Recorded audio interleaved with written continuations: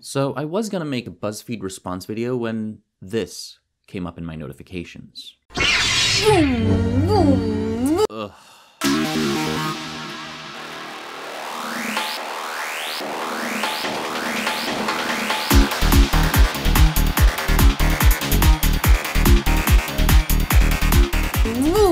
Hey Anita, what you doing? Oh, okay, so I'm rehearsing for our next video. We're gonna have all these like CGI lightsabers and I'm gonna mow down stormtroopers. It's gonna be so cool. Ugh. We don't have a budget for that. We have a budget for that. She's right, you know. That's not how Jedi mind tricks work. Boom, boom! Okay, good talk. Ugh. Given the reactions of some men to the recent slate of Star Wars movies, Some men. Focus on some men. Not all men. Some men. Nice weaseling there, Anita. you think these films are themselves powerful Jedi mind tricks meant to dupe an unsuspecting populace into believing all that feminist nonsense about women actually being people. Why is it nonsense? Women can be people and female leads, and we've had those in spades over a vast period of time in films. Yes, even in sci-fi. Now, to be fair, there were 2 whole Star Wars movies in a row with female leads. Talk about going overboard. Clearly, there should be at least 6 movies with male leads to every 1 movie with a female lead. You're focusing on a single series of films written by men, targeted at men, and yet you're surprised that there isn't a female lead? How does that compute, Anita? That's just science. No, that's not science, that's just your inane blathering. Well, actually, it's about as scientific as those midichlorians introduced in The Phantom Menace. Yeah, nobody liked that midichlorian bullshit, Anita. But this is fiction, and when pen was put to paper to write these scripts, that's what was written. Don't like it? Write your own. Sure, in 1977, Princess Leia might have seemed like a bold feminist icon. Here was a smart, confident, resourceful woman who didn't take crap from anybody. So smart and resourceful, she gave away the location of the rebel base as soon as they threatened to blow up Alderaan. And then they blew it up anyway, as if Leia didn't know that they were evil baddies. Hans, are we the baddies? I mean, granted, she was duped into a false sense of security, but as a leader of the resistance, she still betrayed them after a foregone conclusion of a threat was made.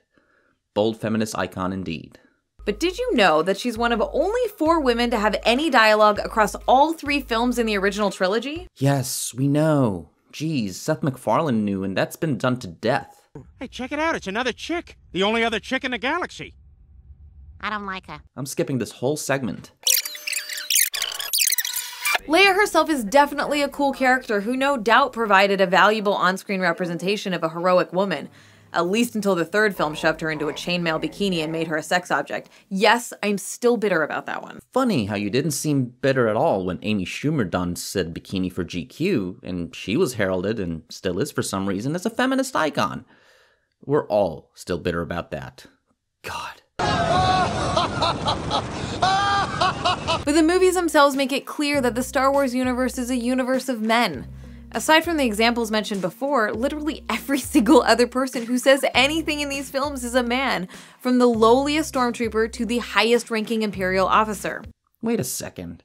Most of these characters are alien, and 3PO and R2-D2? They are robots, for Pete's sake. Do we really need to go over this again? So the Star Wars movies don't do anything to disrupt the cultural notion that overwhelmingly it's men, not women, who get to be heroes or who get to do anything of any real significance. Yes, because what Star Wars and other sci-fi franchises the world over depict is the heroism in battle. Historically, overwhelmingly, men represent the highest casualties in any battle, war, or conflict, even in a galaxy far, far away. So it was a huge deal when The Force Awakens came out and didn't just have a heroic woman among the core cast, but actually centered her in the story. Yes, and we're all still bitter about that too. Rey's character is flat, uninteresting, and completely illogical.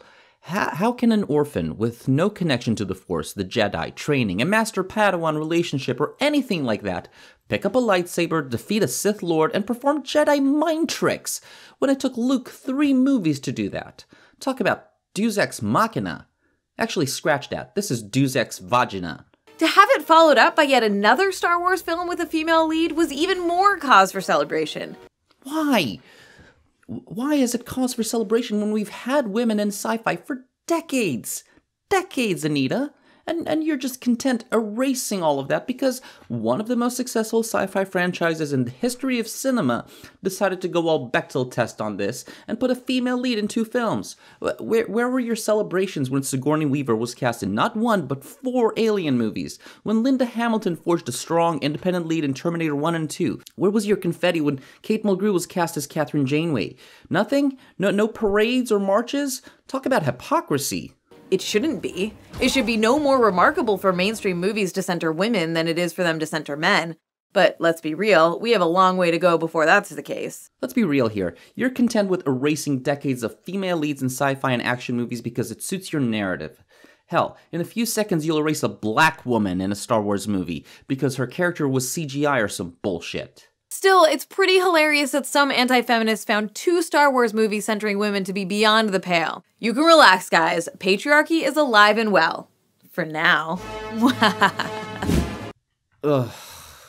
We are thrilled that these films star women and numerous people of color too. It really matters. Come on, that's a bunch of horse shit. Lando Calrissian was a black guy, you know. He got to fly the Millennium Falcon. What's the matter with you? People of color, women, and minorities have been in sci-fi for decades, but you don't care because you have an agenda to push here. Just take your paws off of sci-fi already, Anita. We've had this discussion already. It's also great that women are now marginally more visible in the textures of these worlds. Ugh, I'm just gonna replace your head with an eraser, Anita. But we also have to acknowledge that we're still a far cry from anything resembling equal representation. As members of the core cast, both Rey and Jyn Erso are lone women, surrounded entirely by men. Because men are the foot soldiers, the blaster fodder of Star Wars, if you will. But hey, what's a few thousand dead stormtroopers, am I right? Also, the leading women are both white, and while we're seeing more men of color with significant roles in these films, women of color are still relegated to the background. And no, Lupita Nyong'o as the voice of Maz doesn't count, even though she's so wonderful. How about Nichelle Nichols? Danai Gurria? Gina Torres? Erase. It seems that if you're an important character in a Star Wars movie, you can either be differentiated from white men by your race or your gender, but not both. You know what? That's offensive because you're ignoring species here. That's speciesism. So we still have a ways to go. Hopefully soon we'll have a depiction of a galaxy far, far away where the ratio of women to men on screen is closer to 1:1 than 8:1. You know, maybe because it's taking place in a galaxy far, far away, maybe women are not half of the population like it's over here on Earth. Nah, that can't be. You know, something approaching equality. That's what we feminists want, equality. No, you feminists, and by you, I mean Anita and her ilk, want cultural hegemony over everything that comes out in entertainment to further a political goal in order to take over society. Wait a minute, I have a clip for that. I am the Senate. First we want equality, then we want to beam all the women onto spaceships and go exploring the galaxy on our own while all the men have to stay here on Earth. Beaming up is a Star Trek thing? What the fuck were you doing down there? Anyways, that's all Anita had to say on this. What do you guys think? Do you think women are underrepresented in sci-fi or action films? What about all those morose chick flicks on the Hallmark Channel? Why are there no male lead roles over there? I'm the Finer Print. Peace.